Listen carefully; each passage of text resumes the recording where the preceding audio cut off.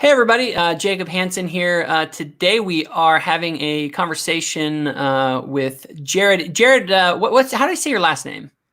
Pinargote for the American pronunciation. Nice. All right, well, we got Jared Pinargote, we have Hugh Spackman and myself.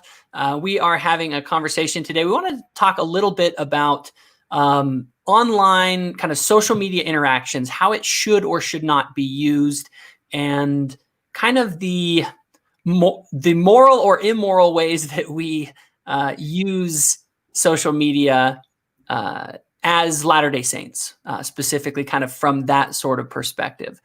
And I specifically wanted to have this conversation. Anyone who's interacted with me online generally gets fairly polarized around the things that I'm saying. You're the one saying it. We're not saying it. Exactly, right? And I actually like to do some of these face-to-face discussions. I've been trying to get more into these because a lot of times online, and all of us know this, you're walking around, you have your cell phone with you, someone makes a comment about something, and you're putting the kids to bed and you're trying to fire off a quick response to someone or whatever. And a lot of the times the forum isn't good for more nuanced conversations. And I think sometimes those nuanced conversations help us to realize that maybe we're not as far away from each other as we are, but also it gives us a chance to, explore our differences and to be honest about them. Because the other thing I think that we shouldn't do is allow kind of social niceties to prevent us from being honest with each other either. And so that's always kind of a bit of a challenge. But to kind of start it off, one of the things that we find in social media is that it divides, it seems to be polarizing people. Even within the church, it seems to be polarizing people. And I want to start off with kind of getting your guys' feedback. And we'll start with you, Hugh, and then we'll go to you, Jared. With why do you think social media polarizes us so much? Short question with a long answer. So thing number one is people are group animals. If you follow evolutionary theories and such, it's generally considered that the one thing that makes Homo sapiens different from everything else on the planet is we collaborate.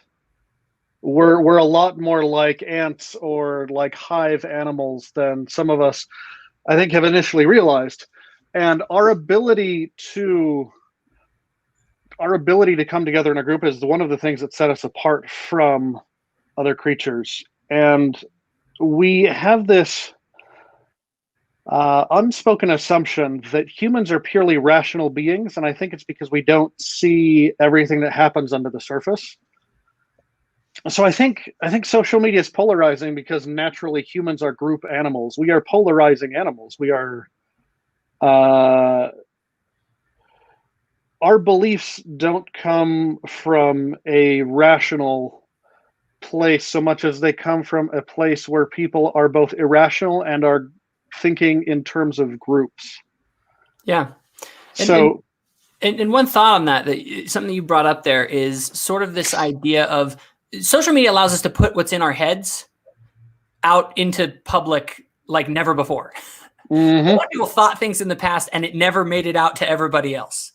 And nowadays, everything that everybody's thinking is ending up being posted publicly. And so what we're maybe what you're saying is as we are group animals, we now are more aware of the different group opinions that are out there. Would that be a fair assessment? Yeah. And the other thing is social media, like you said, it's an information deficit environment. Like you want to have these face-to-face conversations because we can see each other's like hands, we can see facial structures, you get my tone. If I move slower when I speak, you might not consciously recognize it, but there is so much more information coming through in this venue than does with just straight text. Mm-hmm. And what happens is if somebody says something in a way that could be interpreted in a broad spectrum, naturally, we tend to think in terms of threats. We tend to say, okay, well, that person is saying this thing, and that's typically what people in this group say, or that's typically what they say. And so I'm going to treat that as a threat and interpret it in the most threatening way possible and respond to it that way. So you have a bunch of group animals communicating via text only, typically, interpreting each other's sentences in the most threatening way possible. And it's an environment that's ripe for miscommunication, is what happens as a result, I think. Definitely. Jared, what are your thoughts?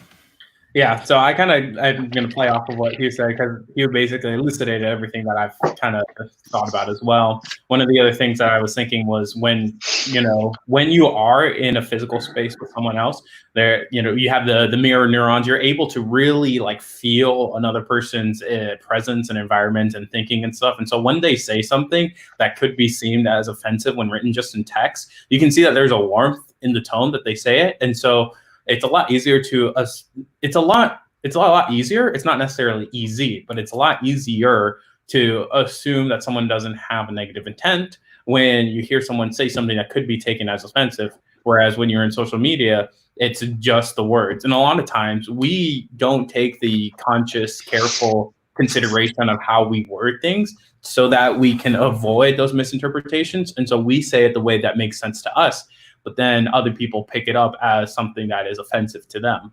Yeah. The other thing is that text and the written language tends to lead itself towards the intellectual and the logical side, and it's so easy to forget the emotions behind every single word that we write.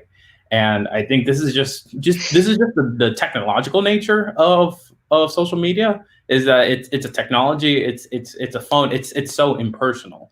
Whereas, having like a conversation where you're seeing, like even now where we're seeing everyone's facial expressions, it's easy to remember that there is emotion. And that something else I was noticing is that we ourselves change when we're in conversation with someone else, physically speaking, because we're reading subconsciously all of the different emotions and stuff. Us too are in a different emotional state when we're having a physical conversation as opposed to a social media conversation. So one thing I want to, because I hear what you're saying, and I want to push back on it in kind of go a different angle with it. Yeah. Because it is true. Well, I guess I'll put it this way. The recognition that humans are not purely rational animals is like the thing that I feel like I have learned more than ever because of social media. Because social media plays literally with like text conversation, right? It's like the written word, which is very, very much, it's all about the realm of reason and logic. But humans are much more than that. And I agree 100%. And in fact, I would say I'm a big fan of David Haight and his idea of kind of the rider and the elephant and human. That's a brilliant way of putting it. Because at the end of the day, that's really what motivates us is this deeper kind of emotional intuitions that drive our actual belief system, right? However,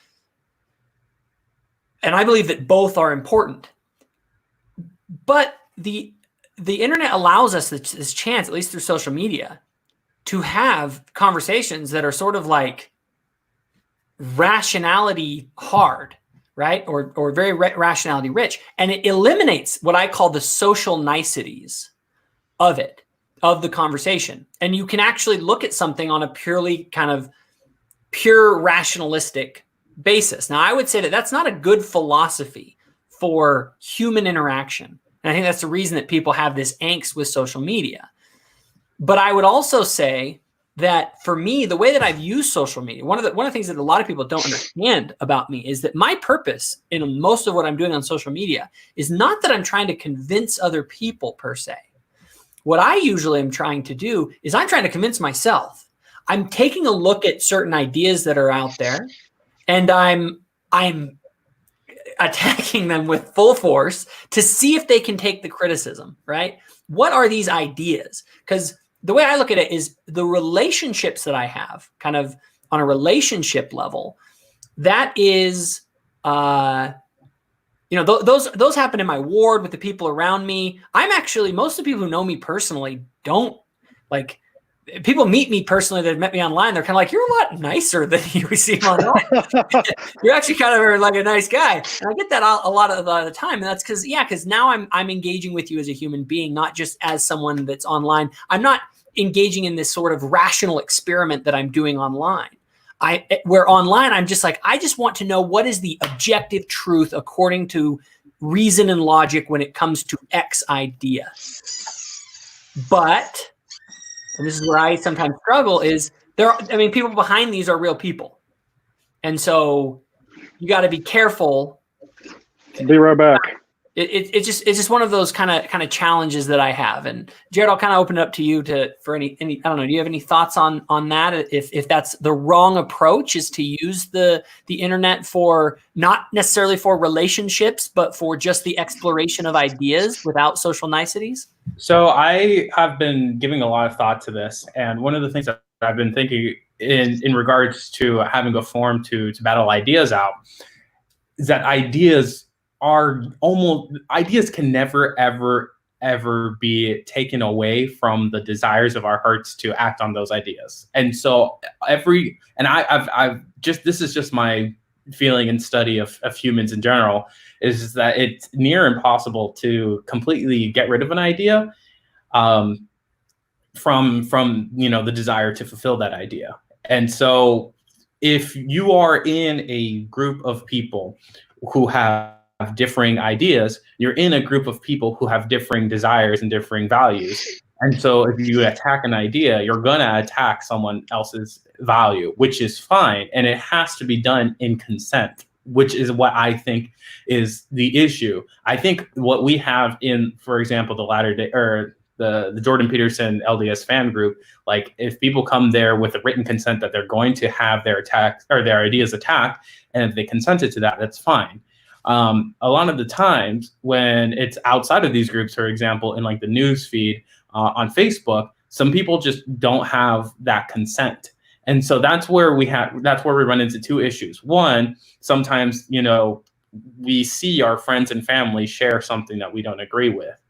And so do we assume that they've consented to having their ideas attacked immediately? And do we want to damage those relationships?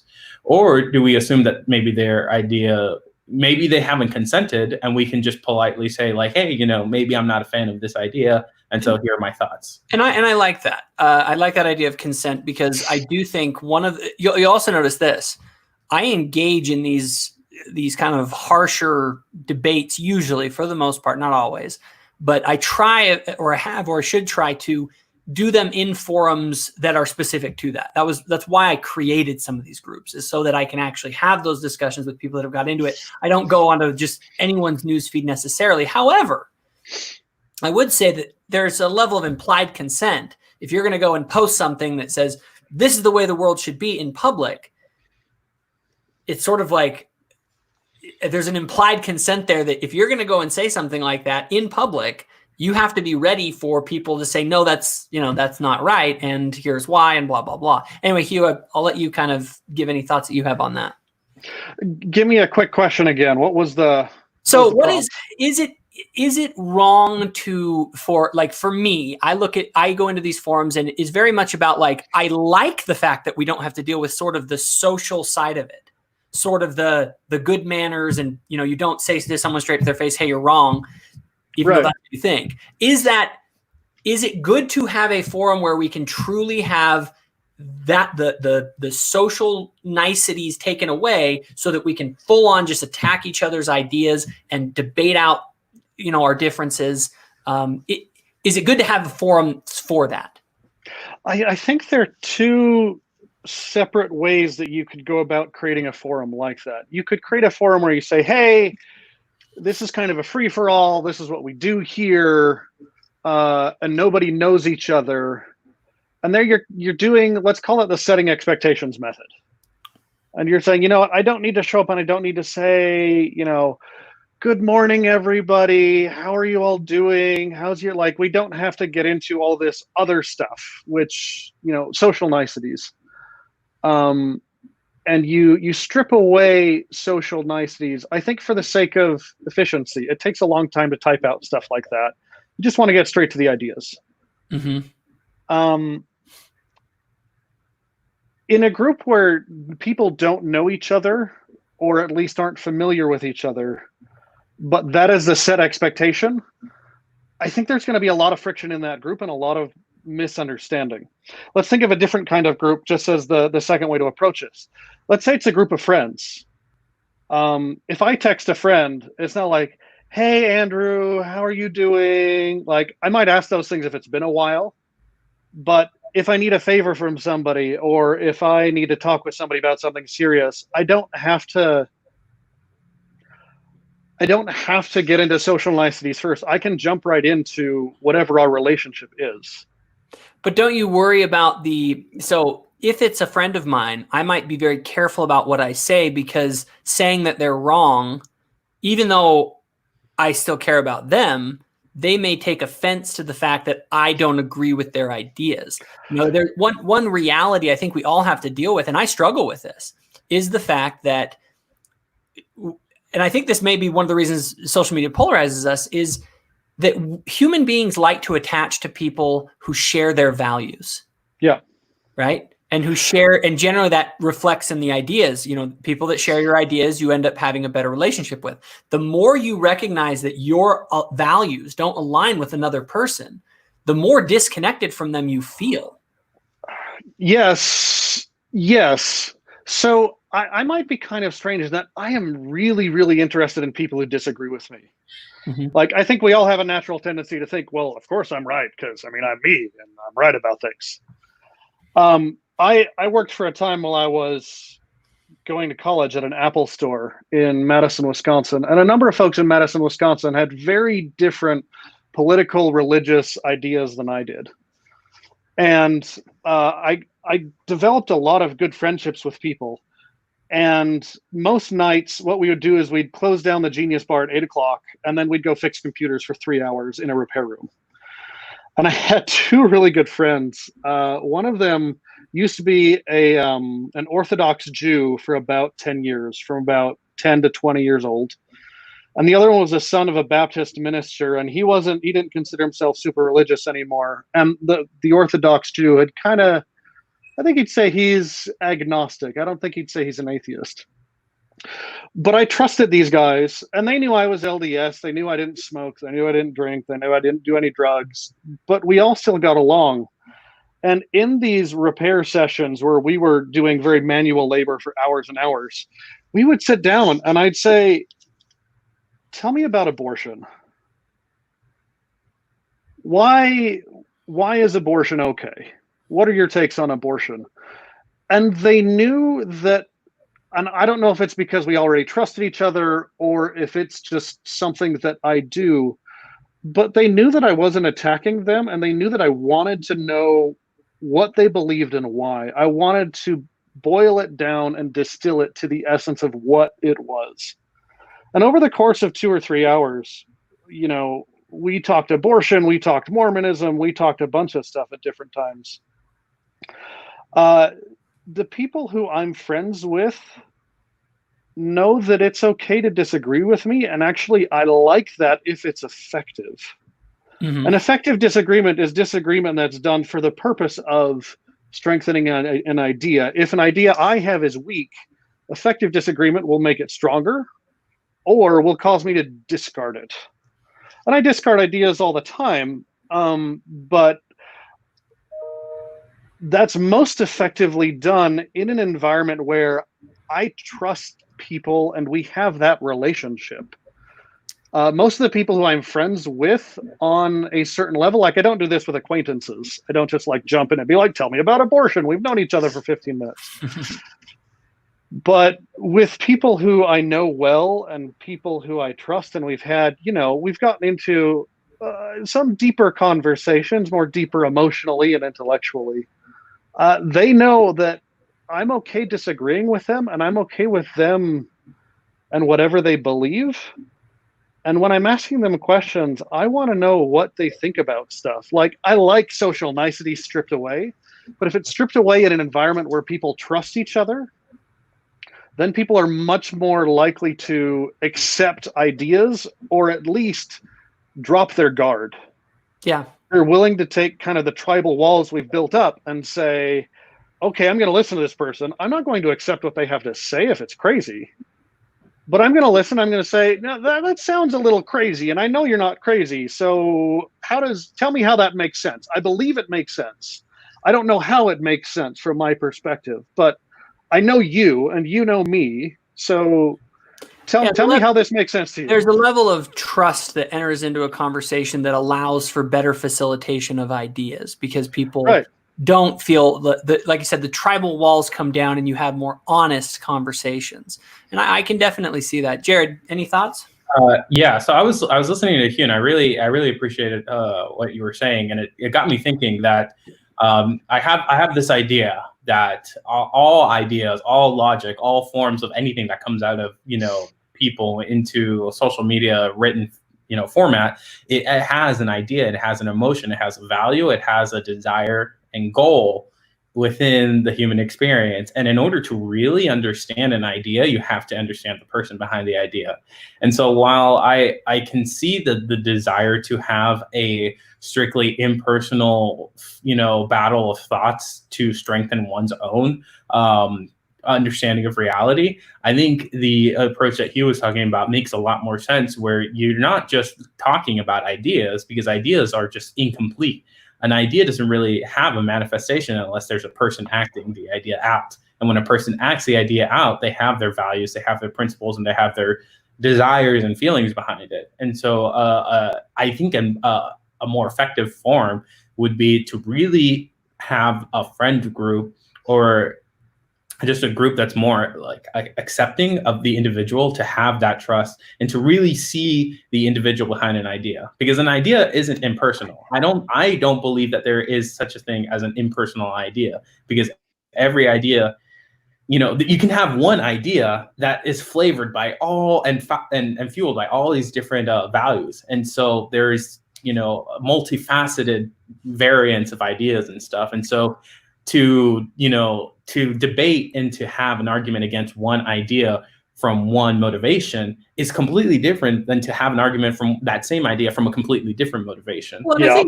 I think that one of the things too, that, and again, I hammer this a lot with people, because I kind of have to let everyone know that, like, I recognize fully that if you want to actually change someone's mind, you actually have to speak to their heart, not their head. Right? You got to talk to the elephant. Exactly. I talk to the elephant. And the problem is that social media is a terrible place to talk to the elephant. Like, it's like, it doesn't get through to the elephant. I actually don't believe that social media is, and now I'm not saying it can't be done, but I've almost in a way given up on trying to convince people on social media, and rather use it as a way for myself to observe, how does a person react to this question? How do they have this position? How do they justify it with X, Y, or Z? And I get very aggressive about that, because I really want to just take that idea and just twist it and bend it and see how strong are you. And I've had times where I've found that some ideas are stronger than others. I actually started my original group. I actually started a Facebook forum before it was cool. It was all about like 2011. Is it cool now? Or have we reached? Well, I feel like there's a lot of them now. And there were a lot, yes. And I remember I started a group because my wife was like, she kind of was like, you're always posting things online. Like, and I was like, well, what if I like started a group and then I just invited all these people that generally like talked with me, and we'd all get in, we could talk about this stuff, but then grandma doesn't have to jump in on the conversation. And so I did that. And literally my entire purpose of the group was I wanted to understand how in the heck people came to such radically different conclusions. And so I began to really question people in the group. The group was not about me convincing them. It was about me trying to figure out what's true and what's not amongst all these crazy ideas that were out there, and also test my own, right?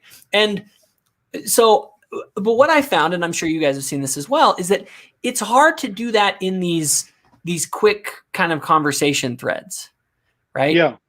And that's why I started my blog, because I was like, sometimes I want to make a full argument. Like I want to lay it out, because some arguments, they don't do well in a paragraph. Like you really need to write an essay on it. And so I began to create these essays that were on topics that were frequently being discussed in these forums. And now I've expanded it to these face-to-face kind of dialogue conversations. And I want to expand it to full-on debates, because another thing is and I want to segue into kind of a new topic off this one, but debate is something that, okay, depending on our level of disagreement, right? The first thing I want to do is I want to understand someone's disagreement with me.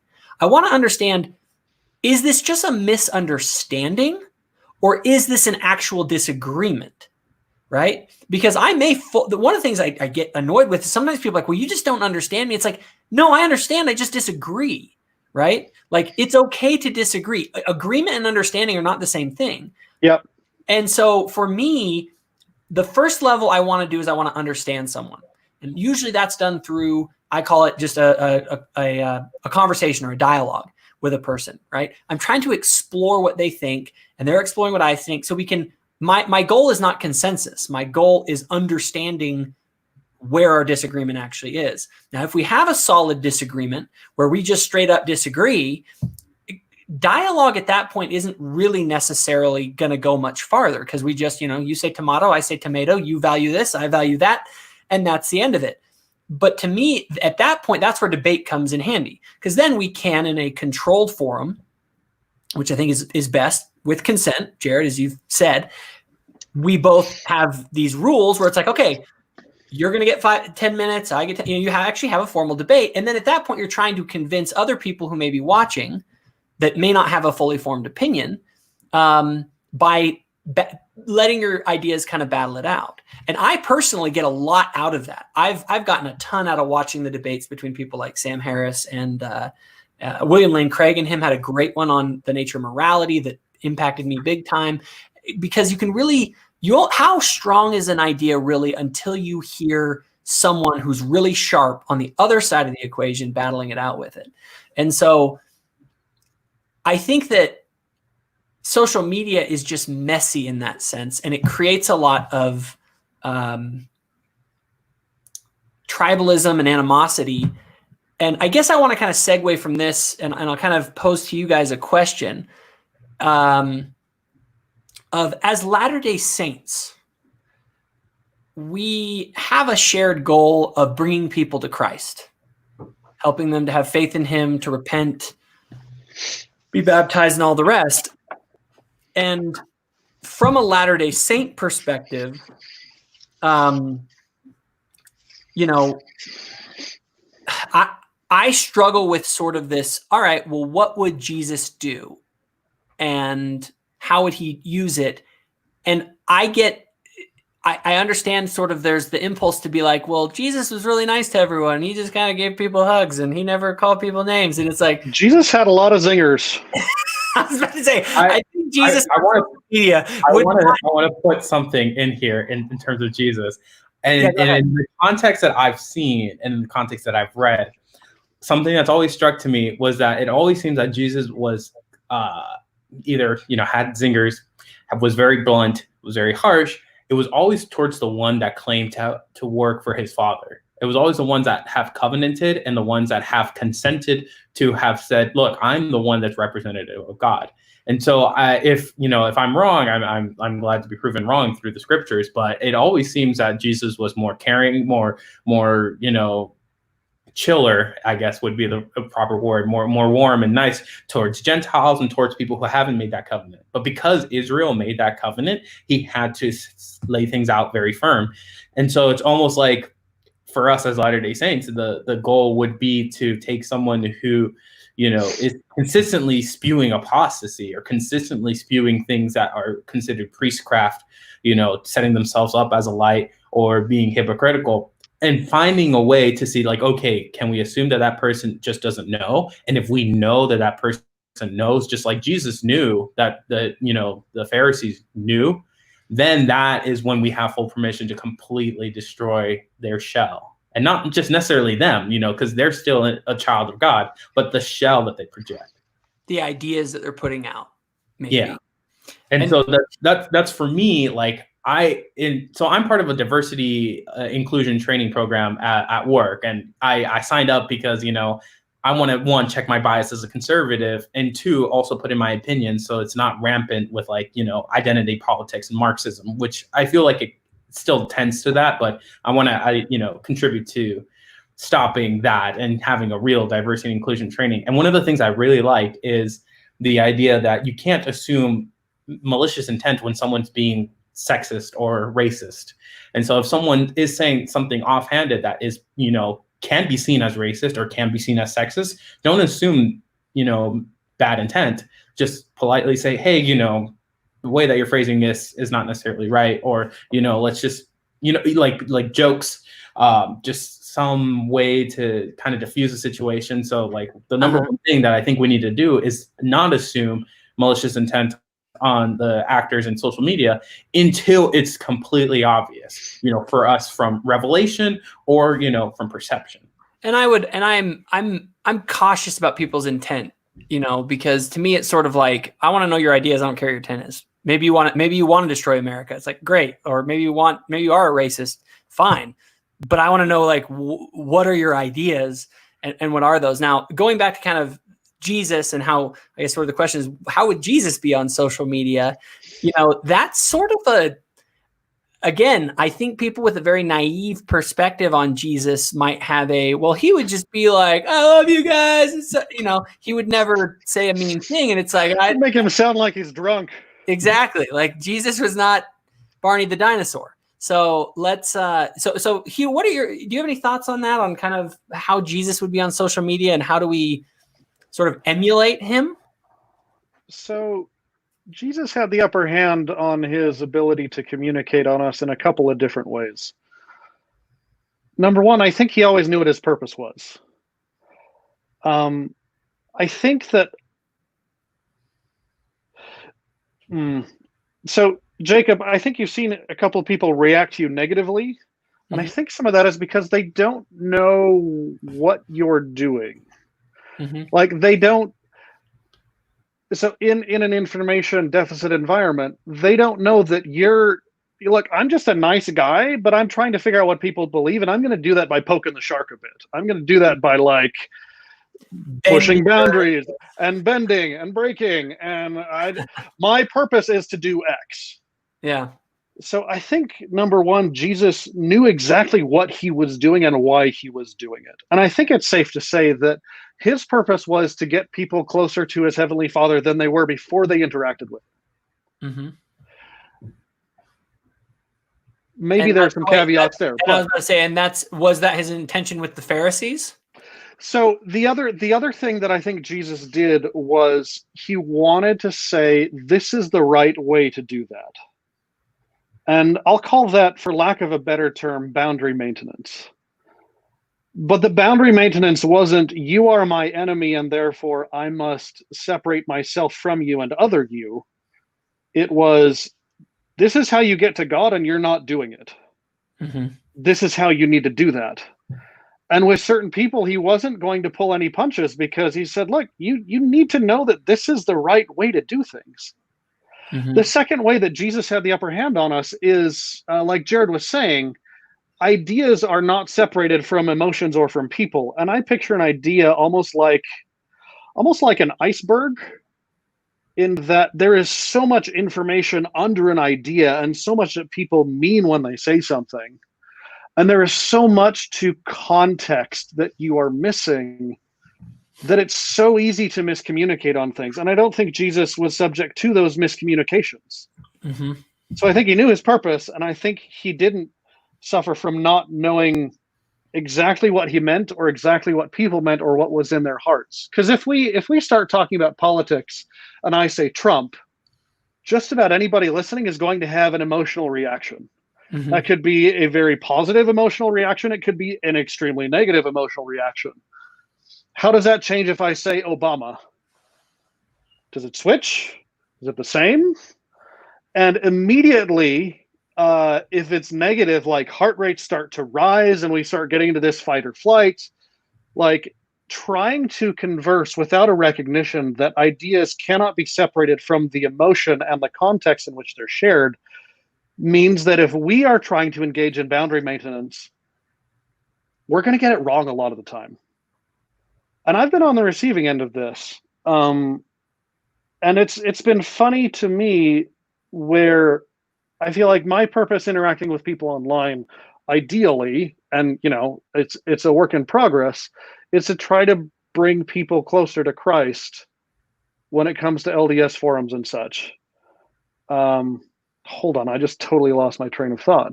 Well, if that's my purpose, I need to have that intentionality, and I need to be aware of miscommunications. Is what I think is where I'm trying to go with that. So I would agree, and I think all of us could, starting from a point of agreement, I think we all can agree that we want to bring people closer to Christ.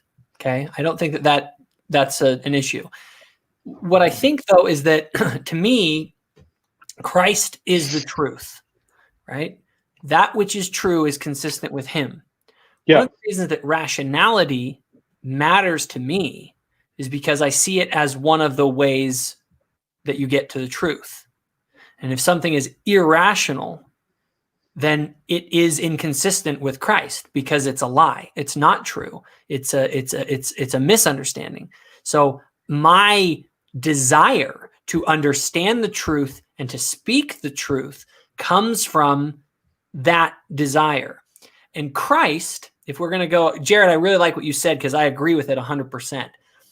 Jesus was not arbitrary in the way that he behaved towards certain groups of people. It's actually very consistent. I always said there's three groups.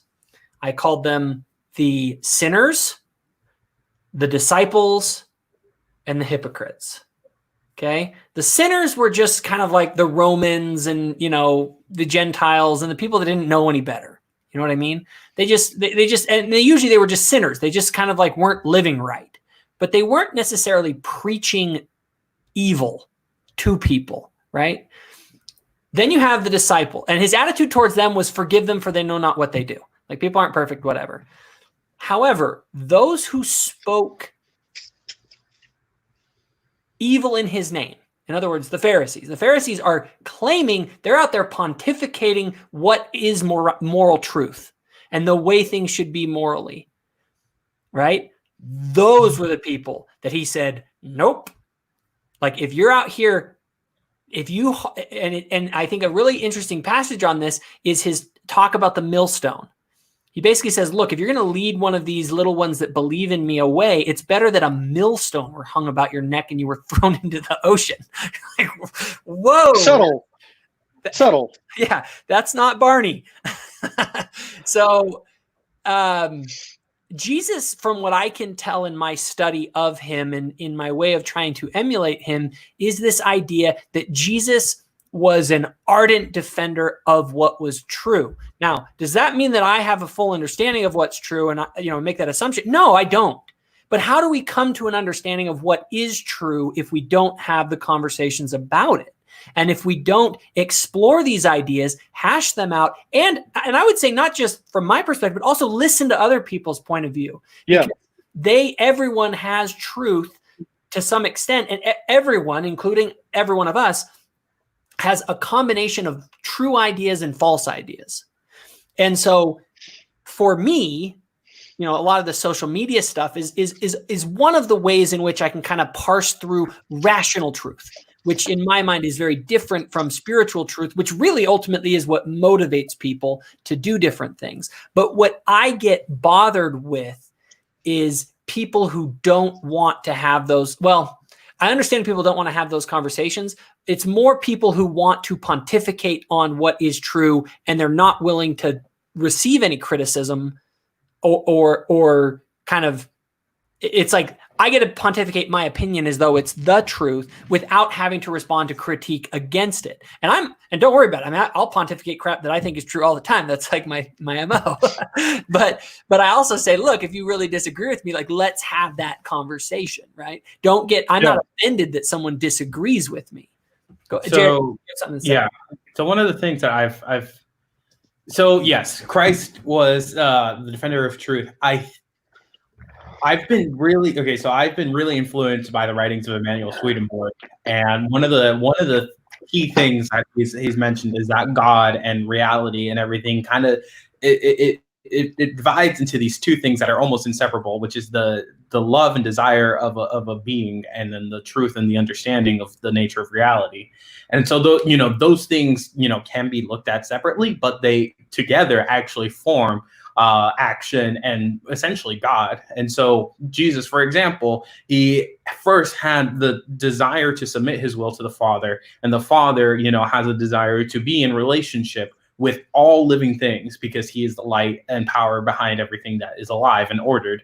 And so that desire to actually care for, and give your life to someone else is like the first thing that needs to actually happen, and the willingness to do so before we can even have the same understanding of the truth that Christ had. So in terms of seeking, and I would say just a comment on that. That's sort of the idea that we have of teaching by the Spirit, right? Teaching by the Spirit is not teaching by reason. Yeah. Now it doesn't say it doesn't include reason, but I think my interpretation of it is look, nobody cares how much you know until they know how much you care. Yeah. And if you really want to influence someone, which is what Christ wants us to do, you're not going to do that by ripping them. You're going to do it. Well, I would say that there are times to rip people and to really attack false ideas. But like you're saying, if it doesn't come from that place of where you really care about them, then, and I don't know, am I interpreting that right? Yeah, and so I've been trying to find role models and trying to see examples of what I think Christ would be like on social media. And so I've been following the prophets, for example, and the apostles, and see how they formulate their words and what they post on their social feed. I also look at my mission president, who I really felt has that same Christ-like desire. And so I see how they write things, and then I see, okay, this is how I should have my newsfeed as well, uplifting, positive things. And then I think if someone is having that destructive, pontificating version of I am moral truth and this is the truth, it seems incumbent to take that person aside and to not publicly shame them, because one, they might be mistaken. They might, think that they're doing right, but if you, elucidate to them that they're not, then they might actually change. And so it's better not to publicly shame them, because we have this whole idea of cancel culture. And if we are doing the same thing by publicly destroying someone in, a public forum, then that's not any better. And so the idea would be to kind of, one, take them aside, have a private message, say, these are the points that you're making. Here's why I don't agree. And here's why I think it's dangerous. And if they're willing to, hear you out, that's good. If they're not willing to hear you out, then their intention. And then the next time they do something, or even in that same instance, you can call them out. And so I think there's all these social media only wasn't, really popularized a few years ago. We're still so new as a species, as humans, trying to figure out what are the rules and what is an effective way of doing this. And so as Latter-day Saints, we are in a special time where we have so much freedom to receive revelation on how to do these things. And so for me, that's what I've been trying to do. I've been trying to submit my will to the Father and having spiritual experiences where I can, at a moment's notice, while I'm on social media, look at a person and try to see what God sees in them. And then that right there gives me the revelation to know, okay, here's what God would want to do. Here's what's probably okay to do. And here's what God wouldn't want me to do at all. And there've been times where I've been in all three categories where, I did something that was a mistake and I knew it. And I knew God sent me a warning not to do it, and I ignored it. And then, there's my own creative way of doing it. And then there's what Christ himself would do. And that's what I'm trying to achieve. And Hugh, any thoughts on that? I mean, my brain's all over the place with all this stuff. Yeah, I have. So, if you with your three groups, the biggest mistake that I think people make is they don't fit people into the right groups. So you've got sinners, you've got disciples, and then you've got hypocrites, right? Those were the three. Yeah. It's too easy and too quick. We're too quick to put people into a hypocrite group and then immediately like engage in offensive and ineffective means of interacting with those people. Mm-hmm. I think one of the biggest, you touched on this a little bit too, Jacob, where you said like we need to be able to ask questions. It is funny to me, not funny, but it is interesting to me to note that the church was founded on a question that questioned what everybody else believed. Mm-hmm. And yet, if you were to ask people who are struggling with the church or who want the church to do well, and you were to say, how good are we at asking questions and being free to ask those questions about the church and in church? Mm-hmm. And I think most people would say that church is not a great place to ask serious questions or questions that get into murky territory. Yeah, I agree. And there's this culture of, well, let's just not ask about that. Let's avoid certain topics. And I think what happens then is I get a visual of a community where you have all these individuals, but who are separated from each other. They can't interact in a way where they can talk about spiritual problems they're having or spiritual questions they're having. Mm-hmm. And a second community would be one where people are free and safe to interact with each other. And so the lines between them, they're not separated, but you have these strong bonds built between all of the individuals in a community. That's a community that's going to grow together. That's a community that's going to arrive at truth much better because they're able to share things, because they're able to talk about things. And so the question that's often in my mind is, what do we do to be like that second community? What do we do so we can get to a point where people can ask questions and it doesn't become a threatening environment for people? Like if we're going to talk about Brigham Young or about other things. So how do we move to that second type of community? So that is something that I know a lot of people have heard, and it's actually a shame because what's happening, I think, with social media is that the hard conversations happen on social media. They don't happen in church, right? Now, or even in person. Person. Yeah.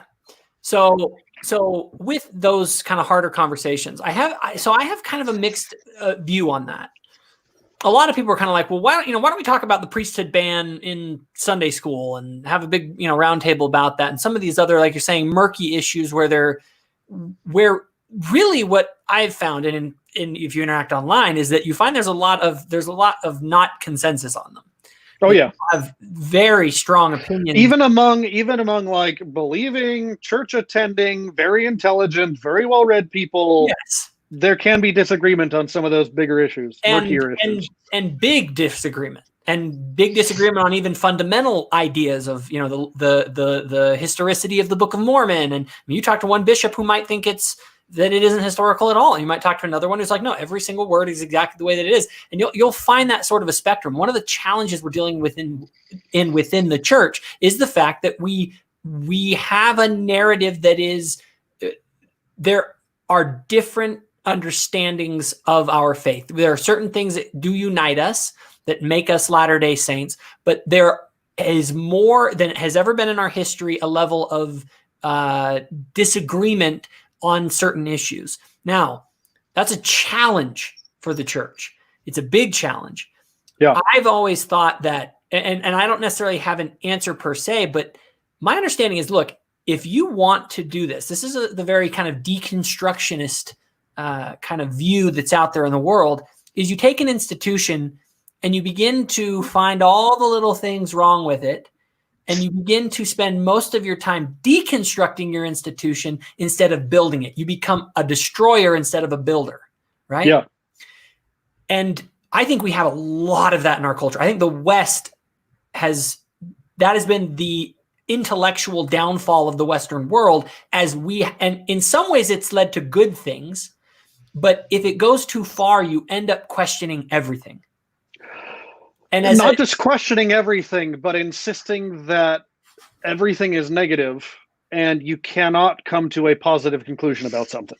Yes. And the thing is people want religion and church and all of that is about finding something to believe in, right? Something that like I look at church like this. Okay. All week we can talk about all of our disagreements. We can debate politics, all this kind of stuff. On Sunday, we get together and we talk about, we don't go up and give an argument about the problems. We go up and testify. We go say, this is what I do believe, right? And we are there to build testimony and faith, which is the opposite of deconstruction, which is skepticism, right? Yeah. And to kind of break down and to argue and to say, well, this is why this is wrong. It's sort of like, what can we agree on and what can we come together around? And I really do think for the church, we have a growing problem where a lot of the membership of the church, we don't have clear boundaries necessarily. So people, you end up getting this situation where people want to tear things down and break it all down when we're trying to build it up. And I just don't know how, but we need a forum for that, right? You need to have those kind of conversations. There's a great, I'll let Jared go because I've been talking a lot. Okay. So the thing is, so this is my experience, right? As an edgy 16, 17-year-old, I got into anti-Mormon literature and I had an increased desire for the destruction of the church. And so I was very anti-Church of Jesus Christ of Latter-day Saints, but I decided that I wanted to serve a mission just so I can prove to myself that even in, as I've integrated myself to the fullest that I can to the church, I can see that it's rotten to the core. And then, justify my leaving of the church to do whatever I wanted. So in the end, I was like, okay, I'm going to go on a mission just to justify that the church is wrong. And then I can just live my own life. I had such a destructive, angry, resentful vision of the church. And I still believed in Christ, which was interesting because I thought that the church was taking Christ's name in vain, essentially. And so I was even more fueled by a holy, righteous indignation to destroy the church. I was confronted in my first days in the MTC by my branch president, who called me out for that desire. And he read Jacob 4:14, talking about how the Jews look beyond the mark and how by looking more towards myself. Personally, he did this like in a one-on-one interaction? Personally, over the pulpit. Yeah, I was about to say. Yeah, that's the other thing too. As someone who's been on the receiving end from someone who has desired to ruin and to deconstruct the church, I'm very glad that it was done personally and not calling me out, because if he called me out, he would have only made me a worse enemy. And so I was able to see how much he cared. I was able to see the tone behind his voice, because it wasn't necessarily all accusatory. It was showing forth, this is love, and this is the standard of love, and I'm elucidating that for you. I wrote down in my journal that this was the moment where I felt like I saw God face to face, and I knew I wasn't measuring up. And it completely transformed me. And so I was able to then, build my testimony up and finish my 2 years on the mission.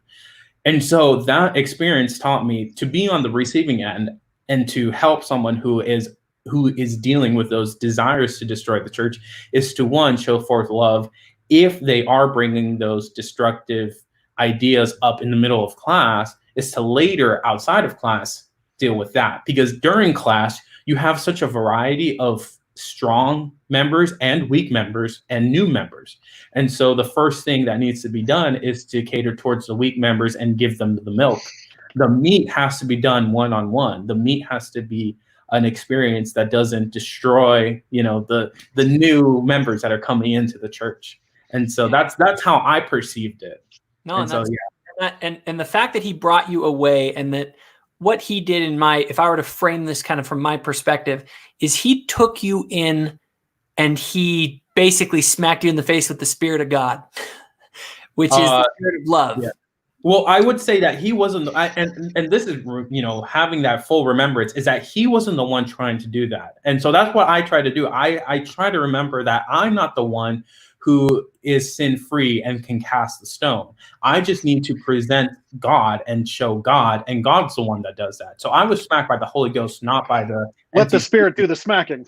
Yeah, let the Spirit do the smacking. It was the branch president. I never formed the resentment towards the branch president. I was recognizing that it was the Spirit that was elucidating the Well, truth. and one of the cool things about missions, and I think one of the big things that I learned, I always say that missions, on the mission, you go to individual people and you love them. And the more you love the people that you serve, the more effective you are as a missionary. I learned super quick. I remember this because I'm, my kind of rationale. Now I'm gonna go there and like prove the church, and that's like. And I know there's lots of missionaries kind of have that idea when they first go out. Like I could Bible bash with the best of them, man. I'm just gonna be a great missionary. And then you go out and you realize that doesn't work at all. It doesn't work at all. Right? If you actually want to influence people, you go sit down in their house, you eat with them, you talk about their life, you become their friends, and then you teach the gospel, you help them to feel, you talk to their elephant. Go ahead, Hugh. Well, and how many of us get home and 5-10 years later, we're just Bible bashing on Facebook with each other? Like, Bible bashing is probably one of the best descriptors I've seen for how a lot of LDS dialogue happens online. Only it's not Bible bashing with somebody who's not LDS.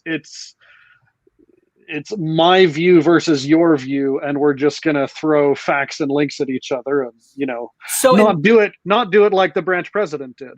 You're right, and here's the thing. I would say this because it's a little more nuanced than that in my mind. I think there's room for this kind of debate and disagreement, right? Yeah. But I also would say that we have to recognize, and that's why I say I'm not doing ministry online. What you guys see me doing, I'm not ministering. Right? I'm engaging in a rational debate and dialogue with people. And a lot of times I have no intention of convincing them. I merely have a desire to kind of go through these ideas. Is that right? Should I be ministering online? We may make that case. And that's fine. And I'd go about it very, very differently because as you saw, Jared, think of it, any online group is essentially a public class. And when you call someone out in public, they feel the need from an ego perspective to defend themselves, even if they are wrong, because their ego has just been publicly slandered. Or they'll think it is even when it hasn't been because they don't trust the people who are in that forum. Yes. Could I go back a couple of points? We were talking about like Sunday school and other things. There's an amazing essay by Bruce C. Hafen called On Dealing with Uncertainty. Have either of you read that before? It's from like 76 or 85 or something. It's old. He says there are two circles. There's an inner circle, which is how things actually are, reality as it is. And then there's an outer circle, which is how things should be. And there's a distance between those two things. And he says there are three different approaches that you can use to deal with that. And the way that I'm thinking about this right now is there's an ideal how we're supposed to be in the church, how church leaders are supposed to behave. And there's a cleanliness and kind of a simplicity that we're taught as children in the church because we're children and that's how we absorb things. That's how we should be taught. When you get older, you start to see that certain things are not as simple as you might have been told. You start to see you start to see that there's a distance between the two circles. And there are three different approaches that people tend to take to that. Number one is the approach to say there is no distance between these two circles. And you guys probably have seen people like this. Everything is great. The church is perfect. There are no problems. There is no murkiness, and this gets into like Jesus is Barney territory because it can't be complex. Everything is simple. The second approach a lot of people take, and you were getting into this, Jacob, is there's a distance, and I am going to point that distance out to everybody and say, hey, look, we're not how we're supposed to be. The church isn't doing this. The church isn't doing that. And this is a space where you find a lot of deconstructivist people who are just going to spend their times popping balloons, which is a phrase that Elder Hafen uses. He says, these are the people who go around just saying, nope, that's not true because it's more complex than that. And they just go around telling people, look, there's this distance and just, we're not what we're supposed to be. A lot of people, when they reach that level, they say, well, the church can't be true because the church has to be what it ideally was taught to me as. The third level is to recognize that, what's that, Jared? Like people say about America right now, we have this ideal, we just don't live up to it. Right. Therefore, America is bad and we have to, destroy it or something. We need to get rid of these ideals. We need to just discard everything altogether. The third level, he says, is to recognize that there is a difference, but to push forward for positive change. It's really hard to summarize the article, but it's to push forward with faith, essentially. Mm-hmm. So that you find a lot of people in area 2 who are discovering that things aren't how they were taught, and it's very interesting to me see how we react and how we do those things. I think that in order to build faith, this goes, Jacob, back to your idea about Sundays, about how Sundays are for what I believe, and Sundays are for testifying, Sundays are for building. I think in order to have strong faith, we need to, and I don't know how to do this exactly, but I think if we're silent about problematic issues, we perpetuate level 1 thinking, where everything is fluffy and everything is great. Mm-hmm. I think we have to find a way that builds faith and strengthens faith to address those things, not in a way that's level 2, where it's like, hey, look, everything sucks. Sorry, let's start to destroy the church.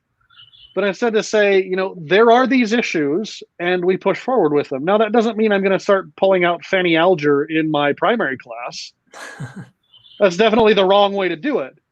But if somebody asks a question in Sunday school about something that is murkier,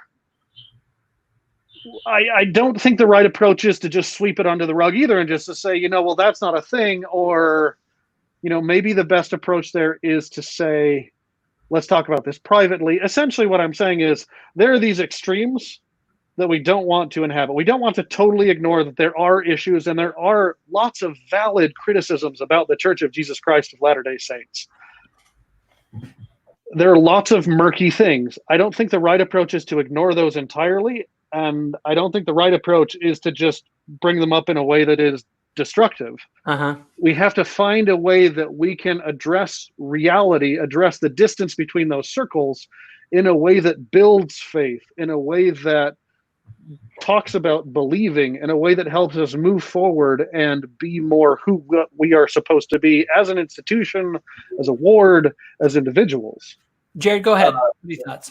Yeah, I really like what you said, Hugh. And I remember hearing this quote, like, just a little bit of knowledge makes a man, makes someone nihilistic and critical. A little more knowledge makes him realize, the truth, which is kind of what you were saying, that there is a distance between the reality and the ideal, because we're all flawed, we're all sinful, and we all contribute to, the mismatch between the reality and the ideal.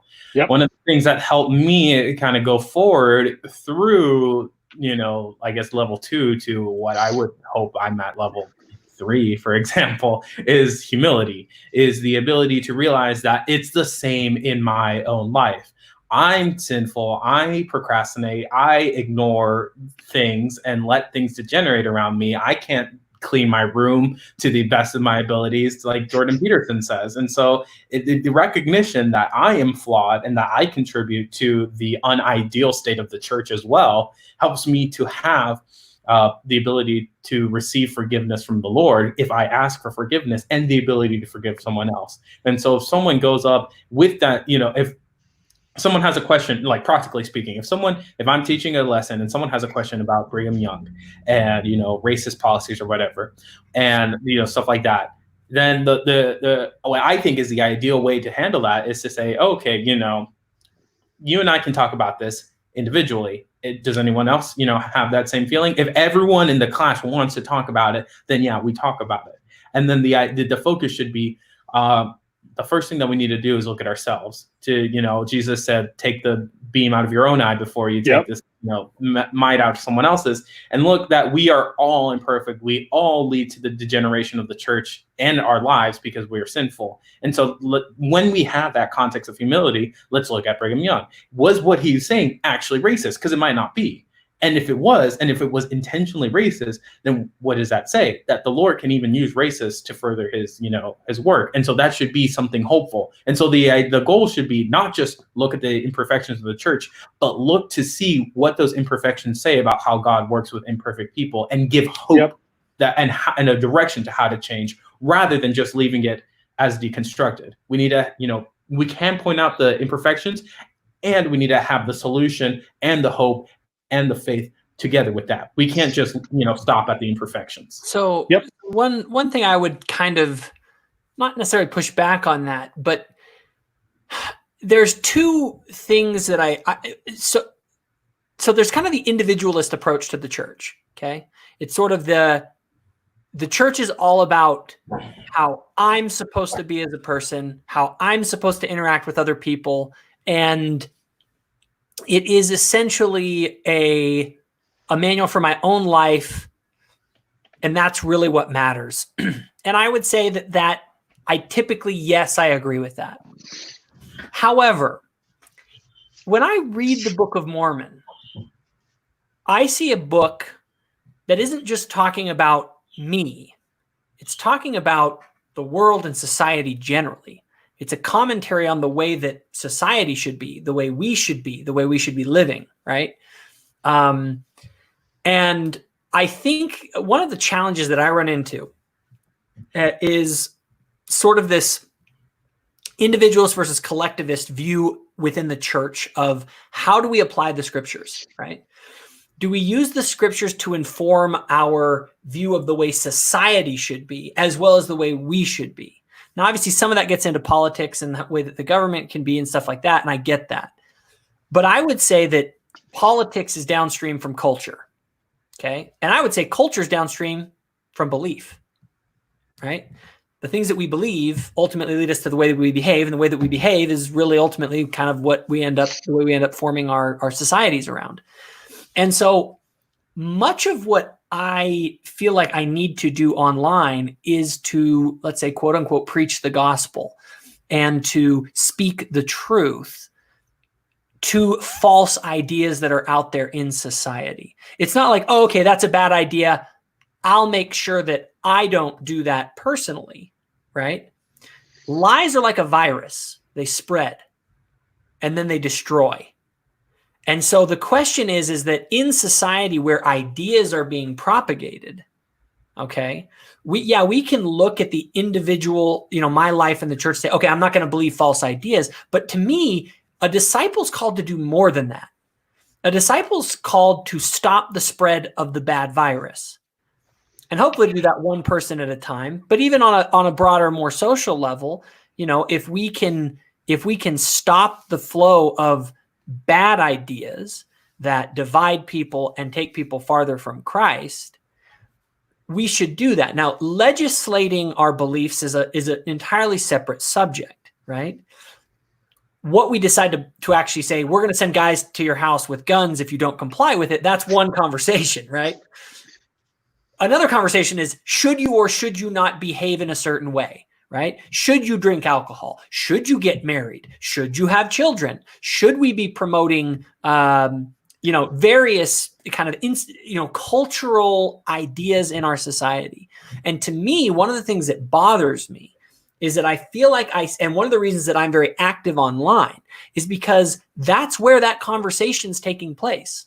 The cultural conversation is happening online. And for Latter-day Saints to say, well, I'm just going to retreat into my house and I'm not going to believe the bad stuff that's out there, but I'm just going to stay in here, in my mind is like, no, you're called to go out into the world and speak the truth and do it. Now here's the thing. Number one rule I always have in all my groups is you don't attack people personally. I'm not perfect at it. I want people to call me out if I'm attacking someone personally, but you do attack the ideas. You need to stop the spread of the virus. And if there's anything that I think we live in a world of lies. And if we're going to be part of this bigger fight, right? It isn't just about you. It is about you. Clean your freaking room. You know what I mean? That should be the first place you clean up, but that isn't the last place you clean up, right? So, and I think you have to have both of those. You need to help clean up your room, but then you also need to go out in the world once your room is somewhat clean enough that you can live there, that you also go out and help clean up the world. Because if you don't, the world around you will burn down and eventually your house will burn down as well. So you're talking about the individual versus collective, and I agree. One of the main goals of the church isn't just to save the individual. Exaltation requires the creation of Zion. And Zion is free from false things and free from evil desires. And if we take the analogy of idea being like a virus, we have to see that a virus can only survive with a host, and the host provides the energy to that bad idea. And so what is one way that we eradicate viruses or eliminate the spread of them is through vaccines. Vaccines inherently need trust in the people who are administering vaccines. And so we have right now an epidemic of people who don't trust scientists, and maybe for good reason, because scientists, are flawed. Scientists, say contradictory things and stuff, or the government has proven to, be damaging to their lives. And so they no longer trust the government, no longer trust scientists, therefore no longer trust vaccines. And so if you don't have the trust of the people to receive the medicine to prevent the spread of these evil ideas, then we're essentially self-defeating. And so one of the things that I've been noticing for myself and how I want to go about changing the world or helping the world is to, one, develop trust and friendships with as many people as I possibly can so that they can trust me. For example, my family, right? And I see this within my family. My family is susceptible to a whole bunch of different social media trends, like my younger brothers, ranging to my extended family and stuff. If what I can do is to establish a full loving relationship with them to the point that they are willing to trust me, and then they can see that the way that I have my immune system set up in terms of mental immune system, that they can incorporate that within themselves, then I've just made a world of effectively more better place than if I were to just debate the ideas online, because I can debate the ideas, but that doesn't necessarily stop the ideas from spreading to someone who's susceptible to it. So the way that I approach it would be more establishing relationships, establishing true trusting friendships within myself, within my family, within my broader community, and maybe social media. Social media would be just kind of the last way to kind of make friends and to establish those relationships. The relationship has to be established to gain trust, to then further administer the vaccine, which is our own experience of how to defeat those ideas. Definitely. That's how I see it. Definitely. Hugh, I'll let you kind of have a little bit of time here. We're getting close to where I want to wrap this up, but go ahead and give me some of your final thoughts here. The biggest thought that ties in a lot of what we've been talking about, but directly to what you were just saying, is why are we doing what we're doing? It seems that a lot of people in their interactions online are interacting to actually no, let's take a different tack with this. I was reading the scriptures and came across, God calls somebody to go repent, and I was thinking, like, that includes a lot more than just, I need you to go stand on a wall and say repent. Like, does Samuel the Lamanite get on the wall and say repent and then just get down and be like, I've checked my box, I told the world they need to repent, who cares if they actually do? Like, when God calls somebody to go and tell people to repent, they have to do it in a way that maximizes the chance that those people will actually repent. Like Ammon. Otherwise, I don't think they're fulfilling that. What was that, Jared? Like Ammon in King Lamoni, where right. Ammon gave his life, or Right. It's not just for the purpose of, I need you to go do this. I could be wrong on this, but I think a lot of people who are defending the faith online or who are out combating false ideas, I think they're doing it for the purpose so that they can feel that they've said, I've defended the faith. But the way in which a number of folks go about that, I think actually weakens the church and weakens faith, because it corrodes those bonds between different people in the community. And it's done in a way that says, I'm right, you're wrong. I'm in the in group, you're in the out group, and I'm going to treat you as an outsider, and I'm going to fight against your ideas. That gets back into misunderstanding people and ideas are context and emotion and lots of stuff wrapped together. But I think we need to look at the effects of our actions and try to tailor things to that. I've pulled back a lot of my social media interactions when it comes to religion, just because I've seen that it's not typically an environment of trust. It's not typically in a place where people are assuming positive intent of each other. Well, it's not a good place for a lot of disagreement. Okay. I think it can be a great place for ministering depending on the environment and the culture that things happen. But I think the biggest differentiator, like the biggest thing I think we could do as people who are trying to be effective disciples, people who are trying to bring people to Christ, is to say, what are the effects of my actions? I mean, I can say like, oh, I'm defending the faith and I'm telling people what's wrong and I'm speaking truth to power and I'm fighting against the enemy and the hypocrites. Is it working? What are the effects of those actions? Are the people who you're talking to, are they convinced? Have they changed their minds? Do you think the people online who attack the church are being successful by using social media to do so? I think they're being successful because they are harnessing the animosity that comes from things. And they're also acting from a place where a lot of people on the church have been silent about tricky questions. So I think we need places where we can discuss tricky questions in forums that are faithful, where we can dig into the murk and say, what do we think about this? But that has to be done in a way that is building up. It has to be done in a place where people trust each other. It has to be done in an environment where people don't feel attacked. Yeah, you're getting into. And what do you think about how do we deal with? Because I feel like, how do you deal with the wolf in sheep's clothing problem? And we can always say, okay, well, we don't necessarily know how to tell if someone's a wolf or not, and fair enough. But there are wolves out there. Well, I think we have to deal with the wolves by dealing with their ideas in a way that is open, in a way that is rigorous, in a way that is academic, in a way that is spiritual. I think one thing that we need to do is realize that when we say wolf in sheep's clothing, we're essentially saying that the sheep is just a skin, that you can literally just take it off and the person itself is the wolf. With that being said, I don't think it's always the same case. I think a lot of people are wolves in sheep clothing to varying degrees.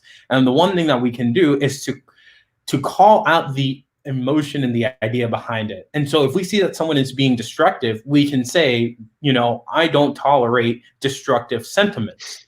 Now we can talk about the ideas and stuff, but what we want to do is to lend an inviting hand to form a relationship of trust with the full acknowledgement that we don't want to encourage hateful sentiments, revengeful sentiments, or destructive sentiments. And if the person holds on to that idea more than the desire to continue a relationship with you or to continue a debate with you, then that's how you know that they desire to destroy more than the desire to build up.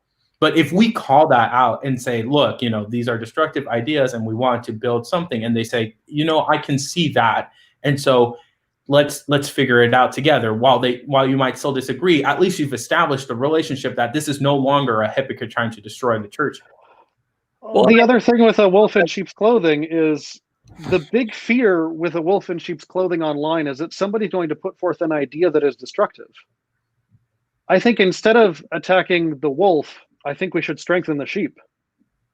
Why don't we build ourselves up and build each other up in a way that we're willing to examine ideas and take them to task? Okay, well, here's a wolf in sheep's clothing. What are they putting forth? Why is that idea a bad idea? Why don't we build up the idea for people to be able to handle those ideas and those attacks better? And what we typically find is that people don't handle new or uncomfortable information well. And so you can either try to rat out the wolves, or you can strengthen the sheep and say, you know what? That's a new idea. Let me look at that. Let me study the scriptures. Why? Tell me more about that. Okay, that's an idea that I don't agree with. And we build up people's ability to interact with murkier issues and come through them stronger because they know how to deal with those things. Yes, and I would agree that strengthening the sheep is something to do. And I would now, as far as contending with the wolves, one problem with that, like you're saying, we do need to kind of make sure that those ideas don't go unchallenged either. Okay. Yeah. I feel like if a wolf puts out an idea and everyone just kind of is like, Right. like, no one stands up to it, then there are people going to be like, well, no one can challenge this. Then maybe it's true. Maybe. And I think that, but also then you get some who, when you do challenge it, they're like, well, you're Bible bashing and that's contentious. We need to be okay with intelligent, effective disagreement. And so far, most people think any disagreement is inherently negative, is going to be inherently disagreeable. Yes. And I think that, so really interesting. I'm going to read you guys a quote. My buddy sent me this just this morning. It's from Elder Maxwell. And honestly, it was so appropriate. I can't help but feel like the Lord sent this to us. So Elder Maxwell, in his book, The Way Things Really Are, or As Things Really Are, what is it? Yeah, Things as They Really Are. He says, to be sure, disciples must build bridges of love and rapport, but at times we must be rigorous in challenging the dogmatism of disbelievers whose interior inconsistencies have implications for all of us in our shared social and political circumstances. Hence, their dogmas must not be immune from scrutiny. If the ultimate realists are silent, the unrealists will only be emboldened in their errors. Yep. I couldn't help but feel like, of all the mornings for a friend of mine to send me that quote, there is need for us to have these conversations. We're about out of time now, but I just wanted to wrap up with, me personally online in my interactions. My primary goal is not necessarily I'm developing relationships of trust to try and convince people. I have I do some of that, but that isn't primarily what I'm doing. I primarily am trying to figure out what is true. I actually am approaching it, as weird as it may sound, from a level of humility where I want to make sure that the ideas that I have aren't crazy. If I'm going to go out and really propagate my ideas and try and convince people of them, I need to make sure that they're rigorous enough to withstand scrutiny. And I also want to explore, I want to kind of go into someone else's idea shelf and take them off the shelf and play with them and knock them around and see how strong they are. Because if they're good, I'm going to take them, I'm going to put them in my pocket as well. Right. Yeah. And so in so doing, but I do see the need for, but sometimes that's hard because I feel like in doing so, I don't want to drive people further away from Christ. And in addition, let's just all be real. Sometimes online, it's a little fun to kind of get into a banter with someone, especially if you do have a decent relationship where you kind of jab at each other a little bit. Yeah. If it's out of hand, I usually will block the person and it's kind of like, this is getting unhealthy, but we all like to have a little fun too. But at the end of the day, I think that, I don't feel like in this conversation, I don't think we could in a conversation like this, just resolve all of this and come up with the perfect idea, but I think we fixed it. Exactly. I think we've asked a lot of the right questions. And I think we need to think more about these ideas because the church is entering a phase that it's never entered before. I tell everybody the conversations that are really going on related to the gospel are not in church on Sunday. They are online in various groups and forums. That's where the social conversation happens in the modern age. And Latter-day Saints have a special obligation to learn how to effectively use this tool to build the kingdom. And it's a new frontier for all of us. So any other thoughts before we kind of wrap up? Any other final things? I guess I just want to say, one, when we're confronting a lot of other people, if we're taking ideas off their shelves and stuff, that implies entering into their home. And for the most part, that should be done with consent. Of course, we need to ask. I don't know how that actually looks, but unless we have an obvious probably warrant that there is something dangerous within the home that needs to be teared down, then we should kind of, try to be respectful on that. And the second final point that I have is this: there's so much revelation that can be had in this regard. And so as we pray and seek to see what Christ would do, seek to see what God would have us do, I've been surprised for the answers that I've received personally about, first, having that desire to love, and second, kind of seeing, looking for role models on social media. perhaps, Russell M. Nelson having his PR agent, say spiritual messages online is one form of being on social media. How we interact with people who are spreading false ideas, perhaps like, John DeLynn with Mormon Stories or whatever, how you interact with that. That's something that I think really needs revelation. Whereas if we were to rely on our own wisdom, we would only probably be, contributing, sin to that. So I think the invitation is, let's ask God, how would God deal with the wolf in sheep's clothing? Definitely. You any other final thoughts? We brought up building up Zion and the characteristics of Zion. And I think the most succinct summary is found in Moses 7. I've been looking over at scriptures and such while we've been talking. And there are 3 characteristics. Number 1, they are of one heart. Number 2, they're of one mind.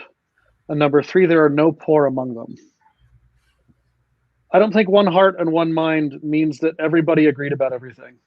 I don't think that means God came down and gave, there's a list that God will create a website where you can look up the truth on everything. I think one heart and one mind means people are willing to disagree with each other, but they're willing to do so in a way that is done in a context of love and a context of, I'm okay if we disagree after we're done talking. But I think this idea could be stronger in that way, or that idea could be stronger in this way, or maybe we should move forward in this direction.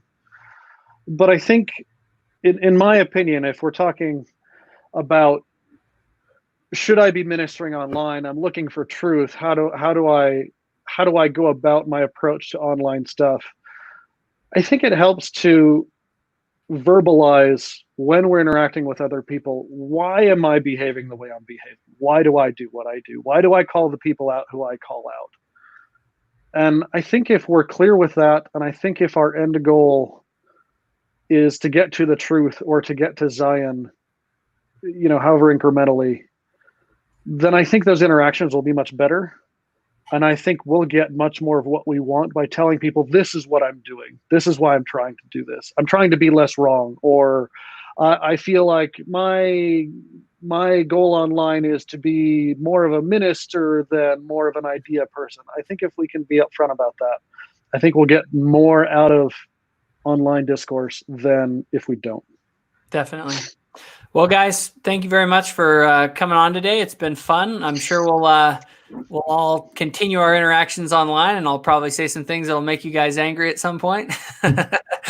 I hope you forgive me as I go through my own process of kind of learning and trying to figure out how to, better seek the truth, promote the truth, and do so in a way that that is effective and that can help me and other people. So appreciate you guys coming on today, and hope you guys all have a good rest of your day. Thanks for the invitation. Been fun. Bye-bye. Bye.